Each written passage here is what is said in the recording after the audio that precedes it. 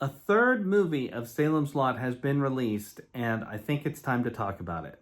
Hello, my name is Robert. I'm with Society Case Files, and today I'm going to talk to you about the Salem's Lot movie that just got released on HBO Max. If you like this kind of content and you want to see more, please subscribe to the channel, drop a like on the video, and leave a comment. Let's dive right into what this is all about. I'm going to give a little bit of history first. I have always been a fan of vampire movies and books and games. Pretty much if it has vampires, I'll at least give it a try. I have seen some of the crappiest vampire movies even imaginable and pretty much enjoyed them. So even though I'm going to be a little critical of this, I have to tell you, I still had fun. I still enjoyed it. So the TLDR here is that while Salem's Lot has some serious problems, I still had a great time. And especially if you already have HBO Max, there's just no reason not to watch it unless you're really not a vampire fan. So, all that said, I read the original novel back when I was 14, and that was a long time ago. I'm not going to say how much longer. I also saw the original 1979 movie just after it came out and played on one of the channels. I think it was 1980 or 81.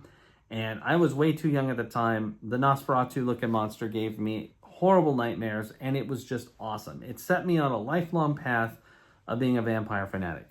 So Stephen King's work is generally difficult to adapt because nobody wants to give it the time to build appropriately.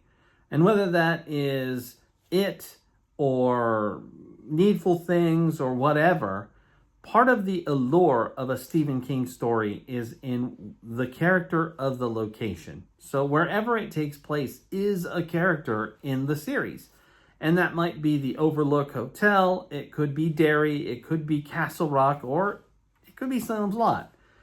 And when you look at those things, then you could kind of realize why a movie is going to struggle. Because one of the things you have to do in a Stephen King novel or adaptation is build that character. And the way you do it is you establish the normalcy. What is it like to live every day in Salem's Lot?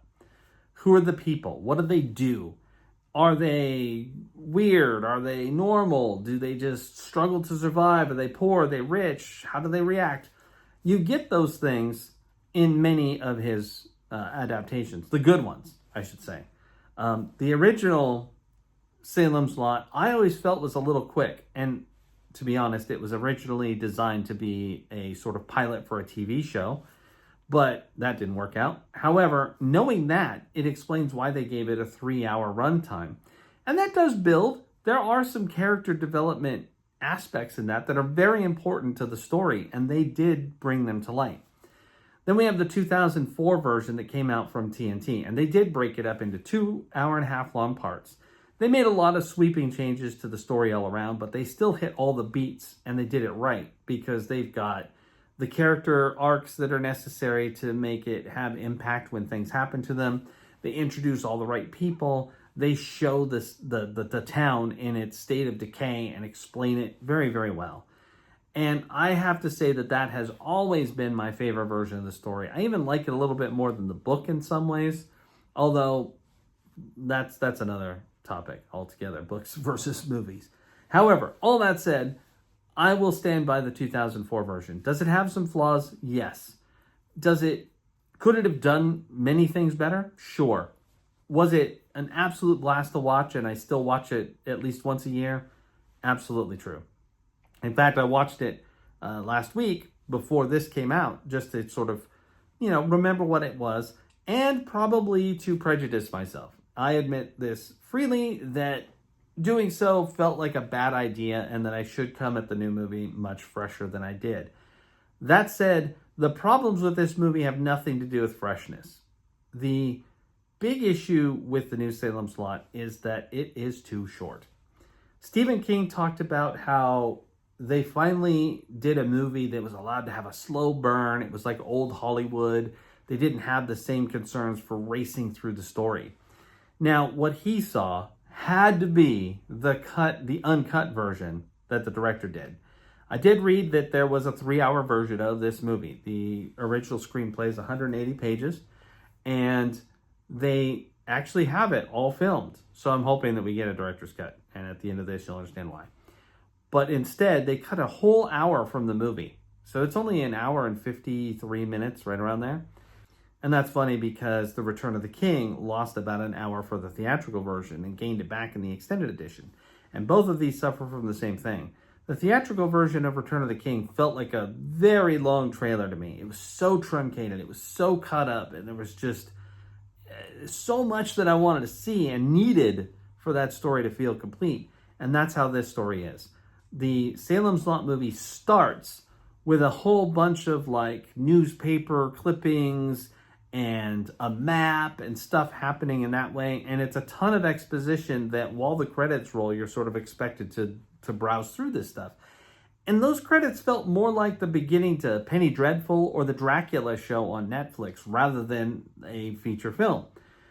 And as soon as the movie starts, it becomes quite clear that the filmmakers assume you've either seen one of the other movies or read the book, as if maybe you wouldn't even care about Salem's Lot if you hadn't done one of those things. And it's super obvious because it just dives directly in. There's no preamble, there's no building of the town, there's barely any explanation at all as to what's happening in the place. Many character arcs are cut. Several characters just don't even appear. And those that do, in some cases, get a very small amount of screen time to explain why they're important to the story. There are changes to the book that are fine. I mean, ultimately, the movie is probably best described as fine. It's not particularly groundbreaking. They didn't necessarily do anything crazy. It has a fantastic look. I love the way they toned it. They set it in the 70s when the book was written. That's awesome. And all around, I think they nailed the visual aspect. What they failed on was the motivation and the character building of Salem's Lot itself, and just the general sense of the story. It feels, I don't quite want to use the word gutted, but it feels super hollow compared to how it could. If they would have been given all the time that they were supposed to have, or better yet, turn this into a mini-series of 5 episodes, it would have been perfect. I think you could have really built up the town and created some tension. As it was, this movie kind of tries to grab you by the throat and say, come with me now, I'm going to show you something horrifying. But you don't really care because it's hard to really get too caught up in the plight of the characters. You barely know them. I mean, you know their names in some cases, but that's it. Then there's this part that really might be direction or editing or maybe disinterest. I don't know. Maybe they needed more takes. But there are several instances where actors just aren't on their A game. It almost feels like they're either reading from cue cards or that they really did not care.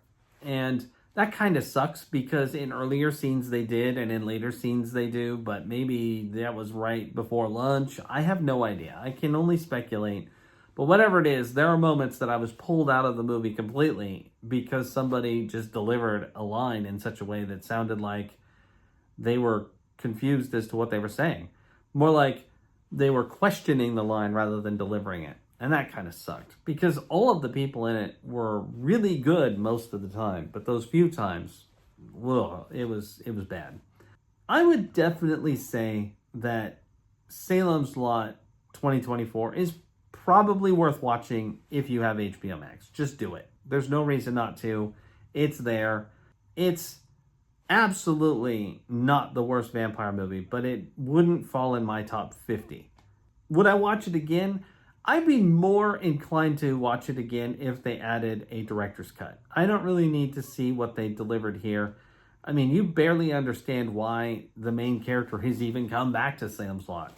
They don't have the time to explain his backstory and what compelled him to return to this place that's pretty much a forgotten speck in Maine.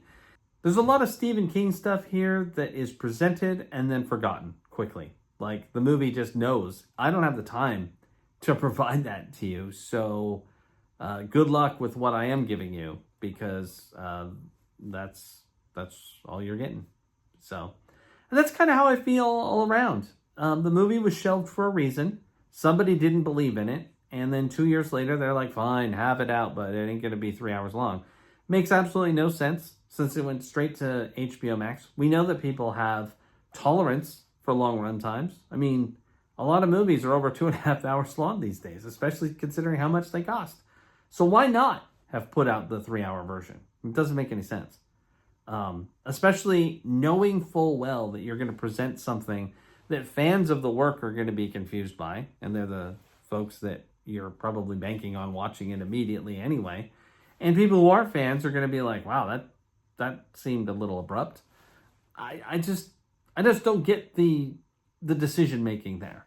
But I could also talk about adaptations in the same way. Several adaptations confused me almost exactly the same way that Salem's Lot. You really ask, why did you even buy the property if you're going to do this crazy of a job with it?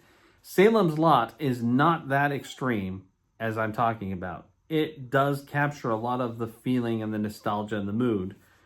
I just wanted more. And maybe that's actually high praise. The fact that I wanted more of the story is a good thing for them. Of course, it's not like this has sequel potential or anything, unless they go freaking crazy like with Return to Salem's Lot. And we can talk about that another day. That is some B-movie cheese that you really have to be a connoisseur of vampires to stomach and tolerate. Maybe they do the same thing. Maybe it could be like the sequel to the Fright Night movie they came out with Colin Farrell. Who knows? But anyway, my bottom line with Salem's Lot 2024 is that if you are a vampire fanatic, watch it. If you've got HBO Max and you've seen a lot of other stuff already, I mean, you're already paying for the service. Watch it. See what you think. If you're not a really big vampire fan, you're not going to be won over by Salem's Lot. They're just not really doing anything new for the setting here, per se. In fact, they even talked about how they wanted to kind of shy away from Interview with the Vampire and Twilight and not make anyone sexy, per se. And I guess that was why they went with the creature models that they did. Anyway, that's it for me. Those are my thoughts on Salem's Lot. I hope you enjoyed what I had to say. If you like this content and you want to see more, please subscribe to the channel, drop a like on the video, and leave me a comment. Did you see Salem's Lot? Did you like it? Did you enjoy the old versions? Is there a go-to vampire movie you love, or maybe a guilty pleasure vampire movie that you watch? Mine probably is Embrace of the Vampire. Let me know, and maybe we'll talk about those later. As it is now the Halloween season, actually in this household that's been true since September, we will be seeing a lot more of these, and maybe I'll talk about some of those older vampire movies as well. But anyway, that's it for now. Thanks again. Talk to you soon.